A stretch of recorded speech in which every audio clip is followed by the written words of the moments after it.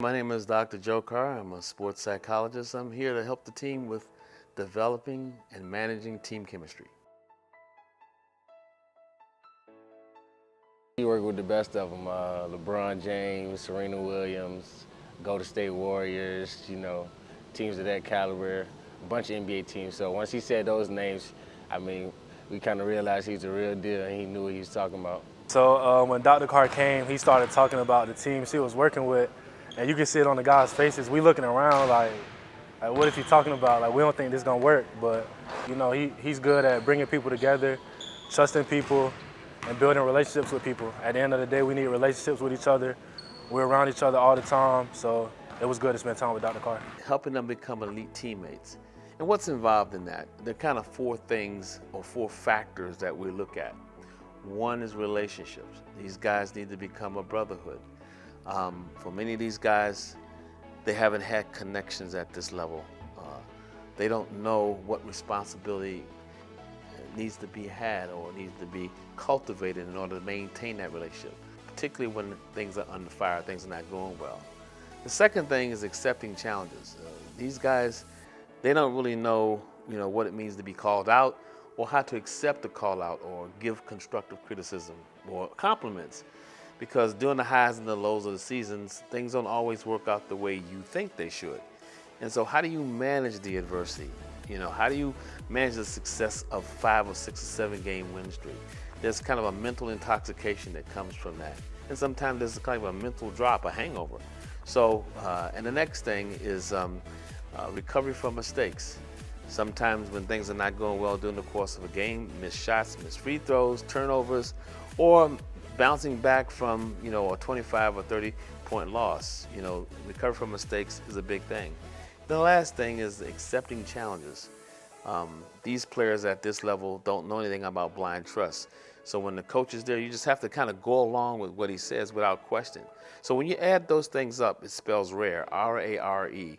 And it's hard to get guys to be rare because only a few people can win a championship. Well, team-wise, I realized that there's a lot of ways that you can get connected with each other. A lot of teams think that it's just a lot of times bonding and things like that, but you don't really get to know each other on the deeper level. And for me, I kind of like put myself out there like he did at the beginning. Told my teammates and coaches things that I never told anybody. Told them about some stuff in my past, stuff about my parents and things like that that nobody really knows. So I kind of put myself out there just to let them know that I was all in. You're in a room like the last day. We came in at 10 in the morning. We didn't leave till like 1 at night. So you're ready to see if, the stuff he's preaching, is it really working?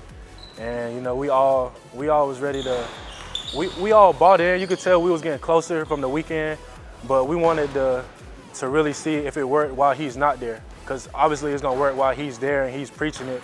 But what about the days he's not there? So we was kind of ready to see if it was gonna work. I think when you put it all together, they think that they could compete with a North Carolina or with a Duke.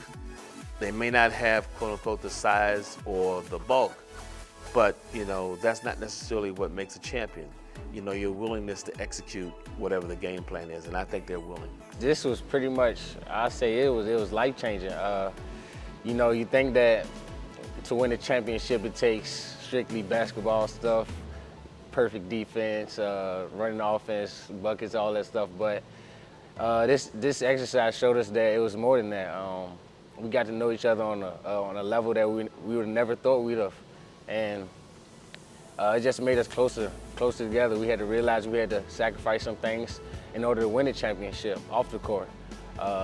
You're not gonna have that much of a social life. It's just really the team and everybody that's involved with the team. So if you're not in that, it's kind of we'll see you after the season, but we kind of goal-driven and focused right now. The follow-through, has to be consistent. The coaches have to be very deliberate and intentional in making sure that there's a correlation between those tools that are given and how they're applied in different situations.